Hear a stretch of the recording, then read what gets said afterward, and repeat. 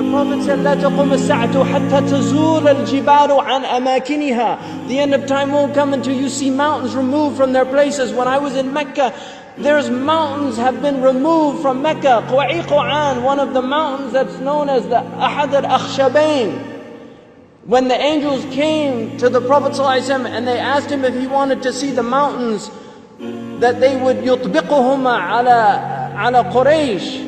One of them was Abi Qubays and the other was Quwa'iquan. Quwa'iquan has been removed. It's gone. It's no longer there. The mountain is gone. A mountain that the Prophet ﷺ walked in its shade. A mountain that the Prophet ﷺ probably climbed as a boy.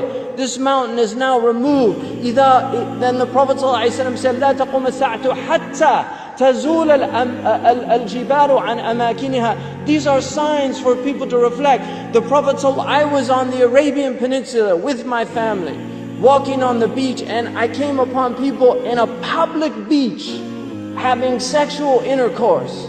In a public beach on the Arabian Peninsula. I'm not making this up.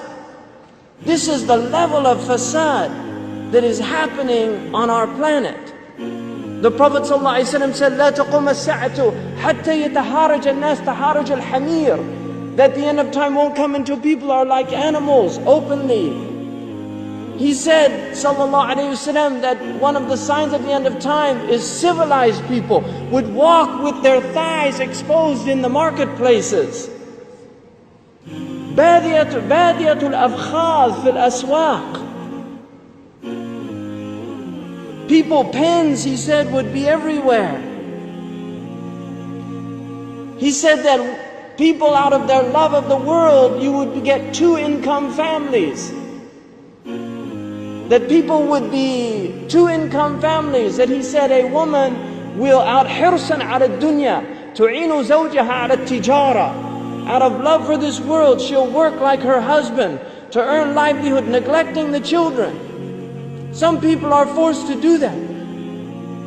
And there's no blame on that. But there's people that just out of love of dunya, they will abandon their children and go out. These are the things that are happening around us.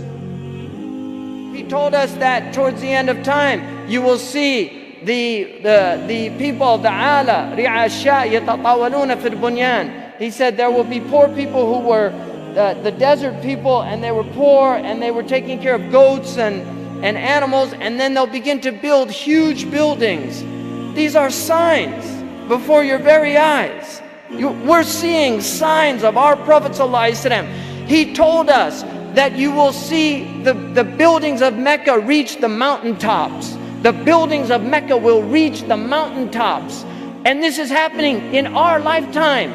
When I first went to Mecca, there were no buildings even close to the tops of the mountains of Mecca. And now it's filled with buildings that are beginning to reach the mountaintops.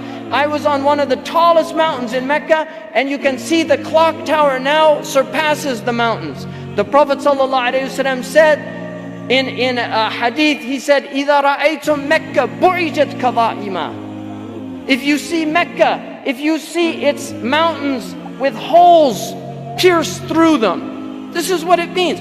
بُعِجَتْ كَظَائِمًا وَيَتَسَاوَى بُنْيَانُهَا رُؤُوسَ جِبَالِهَا. And you see the buildings reach or in a riwayah ta'lu, they will actually surpass the mountaintops. And then he said, فَقَدْ أَظَلَّتَ السَّاعَةُ. It means that the Sa'a has cast its shadow. Imam As-Suyuti says in this, هِيَ عِبَارَةٌ عَنْ دُنُوَ السَّاعَةِ. It means that the hour is near, it's coming close. But if you took that literally, and in hadith tradition, in the usuli tradition, asr al-kalam al-haqiqa, that if the Prophet says something, you should always interpret it literally, unless there's a reason to go to a metaphorical interpretation. Now we have the clock tower casting a shadow over the Kaaba. So the clock tower, what do they call it in Saudi Arabia? As-sa'a. لَقَدْ أَظَلَّتَ السَّاعَةُ. You could take it literally. The clock has cast its shadow over the Kaaba.